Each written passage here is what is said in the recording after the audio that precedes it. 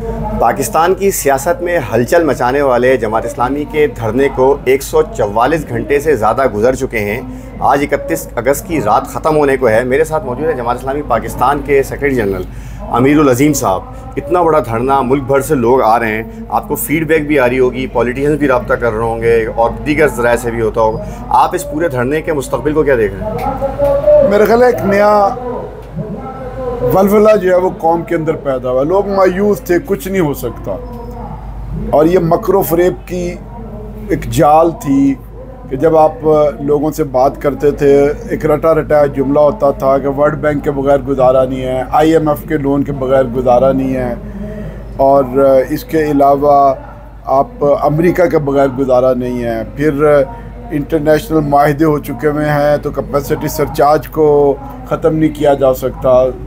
ये मकरो फ़रेब का जाल टूटता हुआ नज़र आ रहा है। जमात इस्लामी ने नौजवानों को और पूरी कौम को एक नई उम्मीद दी है कि नहीं, ये हुक्मरानों के लेम एक्सक्यूज़ हैं और इनको जो है वो हम ख़त्म कर सकते हैं, एक मुतबादिल सूरत हाल दे सकते हैं। अब हमारे धरने का जब आगाज़ हुआ था तो हुकूमत तकरीबन यही बातें कर रही थी कि गुजारा नहीं हो सकता।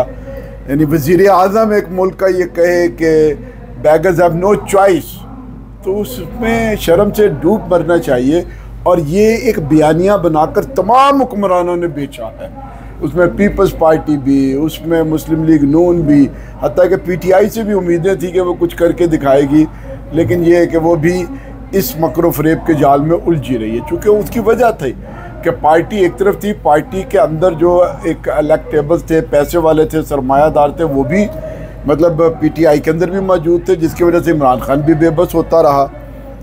अब अल्लाह का शुक्र है कि लोग जमात के बारे में ये समझते थे कि दयानतदार, बाक़िरदार, इनके ऊपर कोई दाग और धब्बे का निशान नहीं है। वो महसूस कर रहे हैं कि हल सिर्फ जमात इस्लामी। आपसे कई साल पहले मैंने एक इंटरव्यू लिया था और आपने बताया था उस वक्त कि ये जो कैमरे वाला मोबाइल है ये दुनिया को चेंज कर रहा है, तो आपको लगता है कि इसका इम्पैक्ट पड़ रहा है? बहुत बड़ा पड़ा है जी, बिल्कुल मुसलसल पड़ रहा है। लोगों की ज़ुबान है। उस वक्त में मैंने आपको ये कहा था कि देखिए, हमारी बात जो है वो प्रिंट और इलेक्ट्रॉनिक मीडिया पूरी तरह से नहीं पहुंचाता, डिस्टॉर्ट कर देता है। और जैसे जैसे प्रिंट और इलेक्ट्रॉनिक मीडिया का असर कम होगा और कैमरे वाले मोबाइल का असर ज़्यादा आएगा और ये हर आदमी की पहुंच तक हो जाएगा, तो हम उनके बराबर आ जाएंगे। फिर हमारा बयानिया भी उनके करीब करीब पहुँचेगा। सिर्फ एक बैरियर हमने क्रॉस करना है और वो है इलेक्टेबल्स का। लोग अभी भी समझते हैं कि पता नहीं इस मुल्क में इस्टेब्लिशमेंट और इलेक्टेबल के बगैर जो है ना वो कुछ हो नहीं सकता। हम वोट दे भी दे जमात इस्लामी को तो पता नहीं रिज़ल्ट जो है वो होगा कि नहीं होगा। पिछला भी लोगों ने देखा है, लेकिन अब वो बैरियर भी टूटता नज़र आ रहा है कि आप फॉर्म बदल देते हैं और वोट लेने वालों को आप हरा देते हैं, लेकिन अब वो मकरो फ़रेब का जाल जो है वो पाश पाश हो रहा है।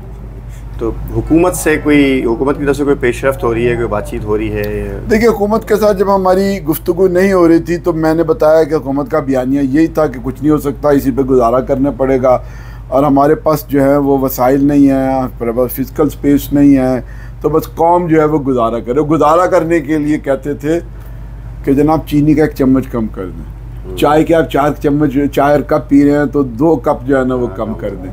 आवाम से कुर्बानी मांगते थे। ये अब जमात इस्लामी ने शऊर दिया है कि नहीं भाई, हमसे कुर्बानी तब मांगो कि जब तुम खुद भी कुर्बानी दो। तुम्हारे पास हर हुकूमत के पास 1.5 लाख गाड़ियां हैं, उनको जो पेट्रोल दिया जाता है महीने के अंदर जो है ना वो 100 अरब बन जाते हैं उसके ऊपर। तो जब आप कौम से कुर्बानी मांगते हैं तो पहले अपनी कुर्बानी करके देखिए। ये चीज़ें जो है ना वो पॉपुलर हो रही हैं। और जब हम ये कहते हैं कि अगर आवाम का म्यार ज़िंदगी बुलंद नहीं कर सकते तो अपना म्यार ज़िंदगी कम करके दिखाओ, तो तब ये इम्तिहान में पड़ जाते हैं और ये कभी भी नहीं करेंगे। हर आदमी इंतखाबी तकरीर तो कर देगा कि मैं गवर्नर हाउस यूनिवर्सिटी में बना दूंगा, मैं कसर सदर में जो है वो नहीं पहुंचूंगा, मैं प्रोटोकॉल नहीं लूँगा, लेकिन लोगों ने देखा कि ये सारी इंतखाबी वादे थे, इंतखाबी तकरीरें थी। जो लोग ये वादे भी करके आए और लोगों को उन्होंने इसकी तरफ राग़िब भी किया, जब उन्हें इक़्तिदार मिला तो तकरीबन वही उन्होंने आदाब और वही प्रोटोकॉल और वही स्टाइल जो है ना वो इख्तियार किया, किसी ने कम किसी ने ज़्यादा। तो बहरहाल अब लोगों को समझ आ रही है कि जमात इस्लामी हल है। जमात इस्लामी से हल है और लोग जाने को तैयार नहीं है। या मैंने सर्वे देखिए, किया इस तो फील हो रहा है जब हमारा हुआ है धरना तो हुकूमत का ये ख्याल था कि ये 1 दिन या 2 दिन की बात है, कंटेनर लगा देंगे, डी चौक नहीं पहुँचेंगे, ये मायूस होकर चले जाएंगे। जब हमने यहाँ अपने सारे दस्तों को जमा कर लिया, 4 धरनों में फिर सबको इकट्ठा करके एक जगह पर ले आए, तो फिर हुकूमत को समझ आई कि ये तो कंटेनर लगा के हमने इनकी तकसीम की थी, ये तो फिर दोबारा इकट्ठे हो गए। अब उन्होंने फिर जो है वो मुज़ाकरात की बात की और वो ये समझे कि जिस तरह से बाकी लोग भी इस्लामाबाद के अंदर आते रहे हैं और मुज़ाकरात के बाद बिखरते रहे और घरों में जाते रहे हैं, उनका ये ख्याल था कि ये मुज़ाकरात की ख़बरें आएंगी, तस्वीरें छपेंगी, एक मॉडलिंग होगी, तो ये जमात वाले भी जो है ना वो कहेंगे जी हुकूमत ने आके ये वादे कर लिया, ये वापस चले जाएंगे।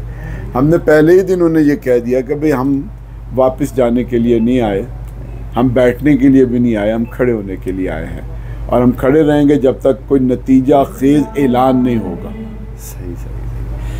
बहुत शुक्रिया, अल्लाह ताला आप लोगों को कामयाबी अता फरमाए इंशाल्लाह ताला। फिर जज़ाकल्लाह, बहुत शुक्रिया आपका भी कि आपने बड़ा वक्त गुजारा धरने में।